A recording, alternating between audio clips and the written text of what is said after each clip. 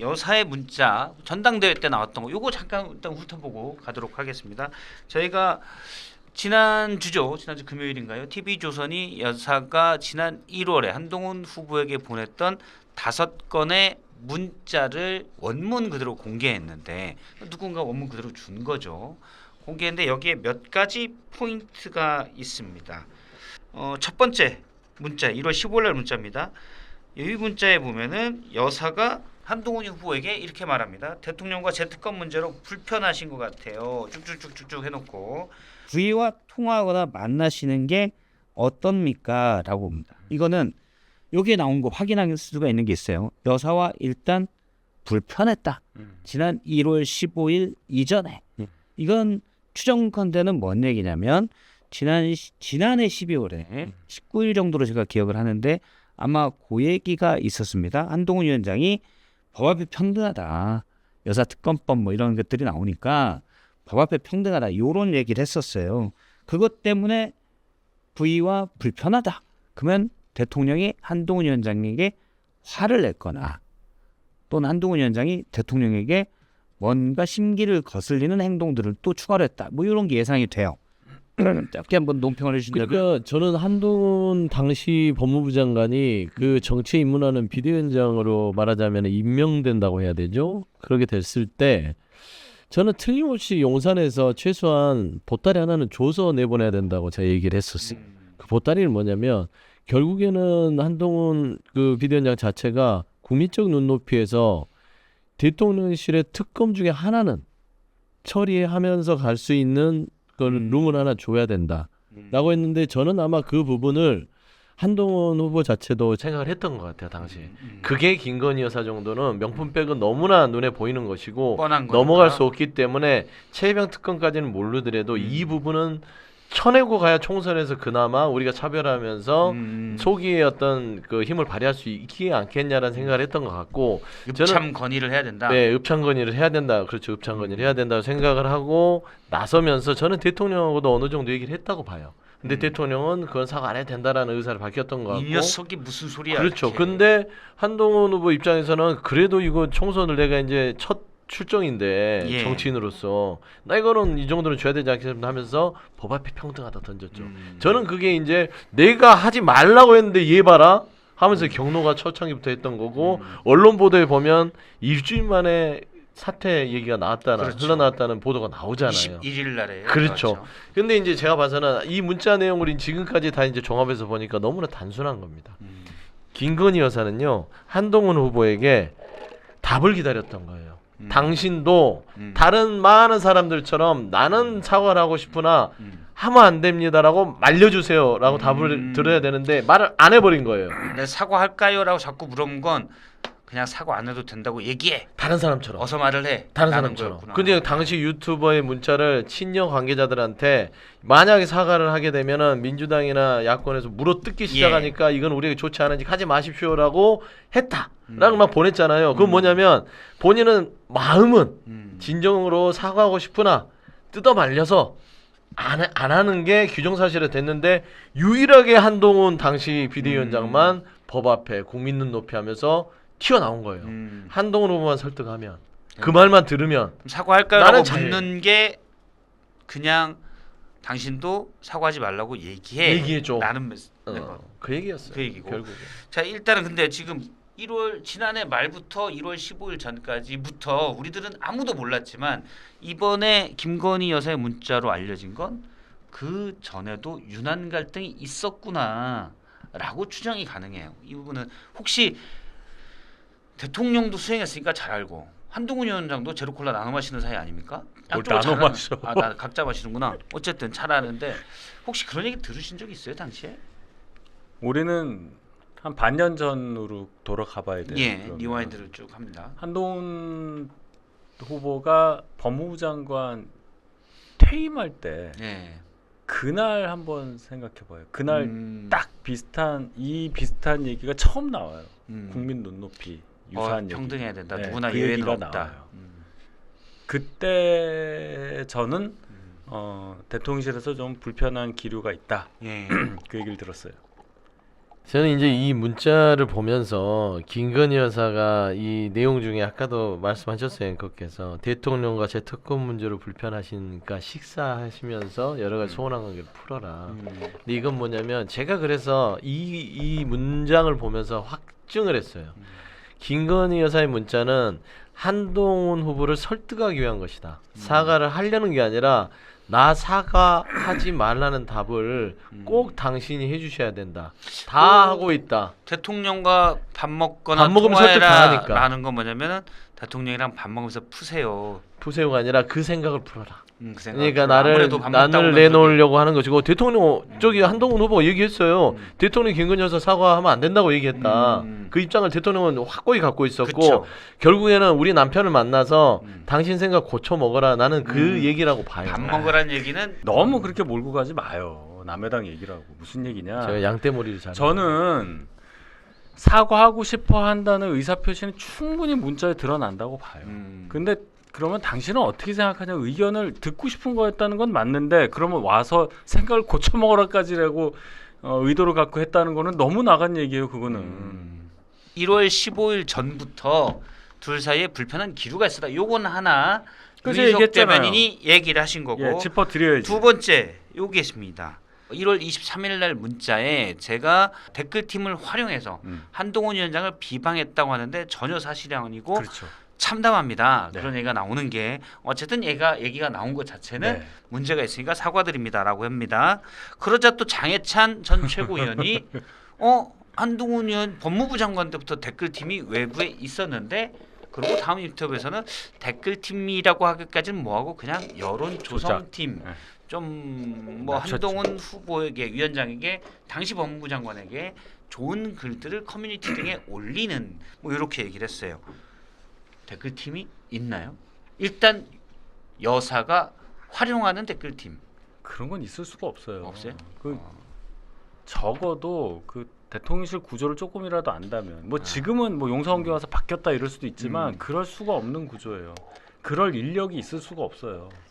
그거는 공산에 있는 행정관들이나 행정요원들이 댓글 막 이게 아니고 외부에 아마 여사를 좀 따르는 분들이 있었고 여사의 그간의 모습을 보면 외부 인사들과도 그러니까 이게 텔레그램 전형적인 메시지. 딥스테이트 이론이에요. 음모론. 음모론? 아니 근데 실제 음모론은 말하면 다 유튜버들과 되지. 유튜버들과 친했다는 얘기도 있고 그러면 예를 들어서 여사가 예를 들어서 가정 뭐 A 유튜버 B 유튜버 분들에게 이런 것 좀 대응을 해주세요라고 하면 그 유튜버들이 막 했어요 만약에 일부 유튜버들이 뭐 여사나 윤 대통령의 입장만을 강조하는 방송을 많이 한 거는 뭐 사실이죠. 근데 사실. 그거를 지시를 해서 이렇게 해주세요 저렇게 해주세요. 그게 이제 관건이죠. 그게 지시해야 댓글팀이에요. 예를 들어 그렇다고 하더라도 친분이 있으면 그러니까 그거를 어떤 큰 조직이 있는 것처럼 착하면 착해서 쫙 해서 그렇게 여론이 조성이 된다고 한다면 지금 지지율이 이렇게 낮을 수가 없잖아요. 우호적으로 이런 것 좀 대응해줬으면 좋겠어요.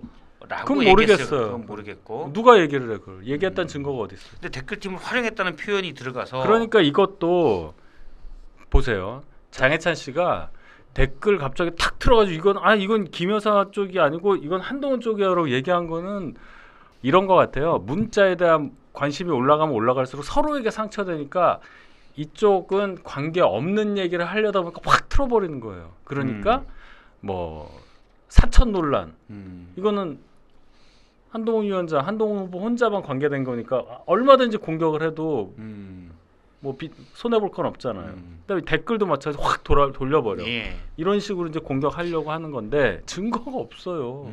그리고 법무부 장관이 사설로 그러면은 공무원을 그랬을 리는 없으니까 그렇죠. 사설로 본인의 어떤 여론을 조성하기 위한 팀을 운영했다?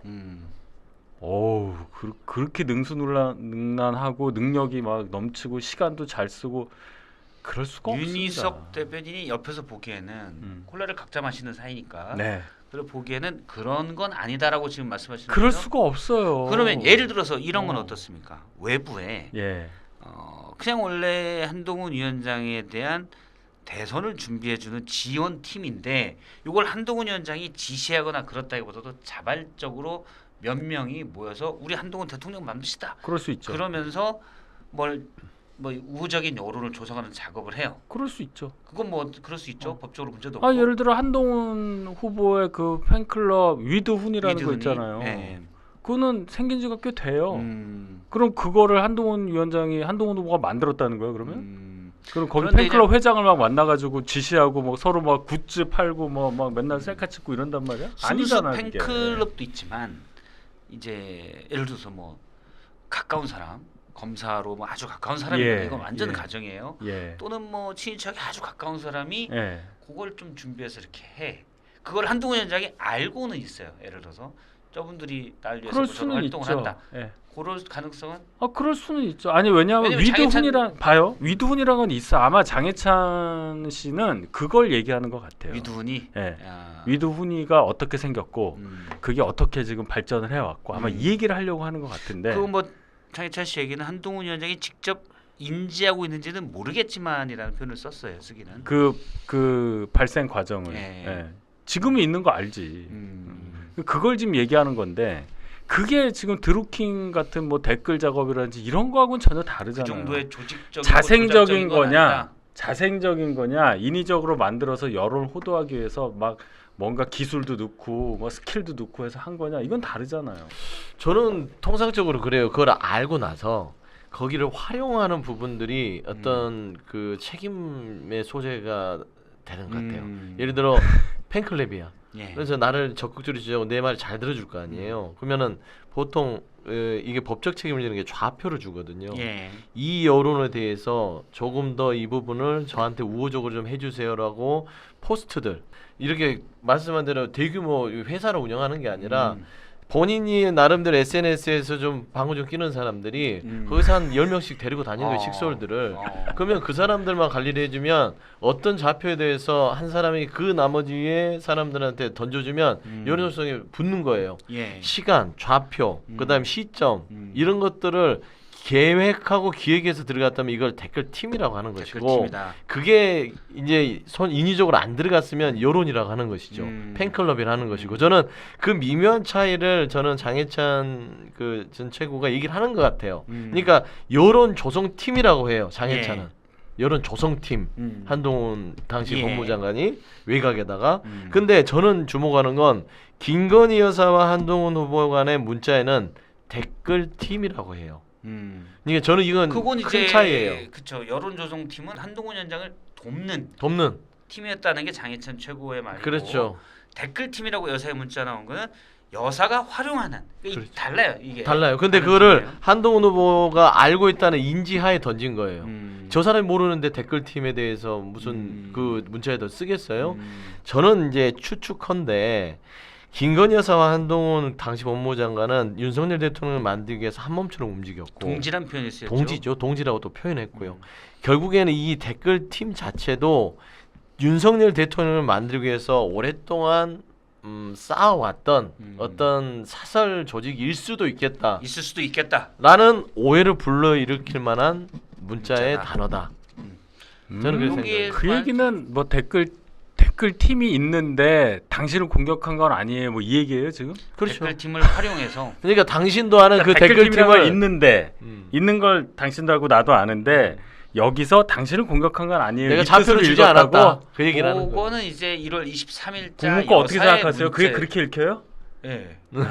아니 왜냐면 대부분 언론도 그렇게 해석을 하고 댓글 있어요. 팀을- 그렇게 하려고 하지 해석을. 근데 댓글팀을- 그냥 봐요. 그런 거 없다잖아. 댓글팀을 활용해서라는 표현을 써요 여사가.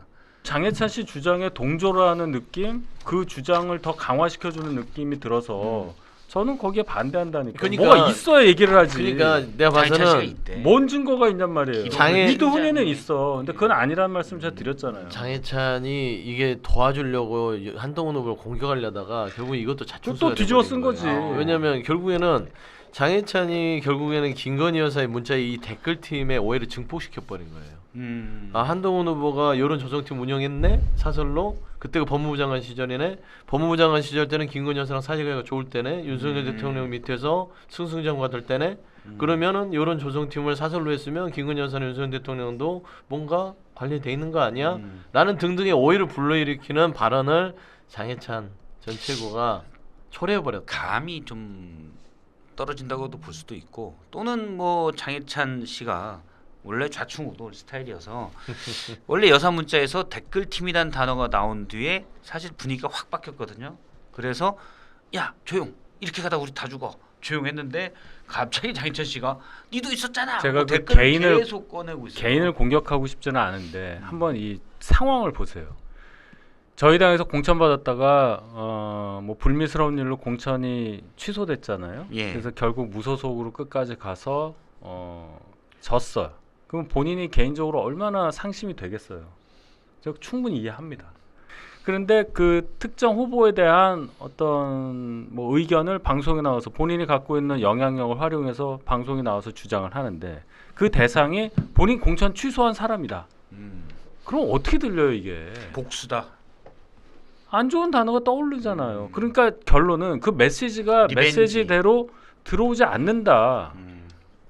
알겠습니다. 저희가 그게 안타까운 거예요, 그게 저는. 안타깝다. 일단 다음 얘기를 또 해보도록 그렇게 살지 하겠습니다. 말자.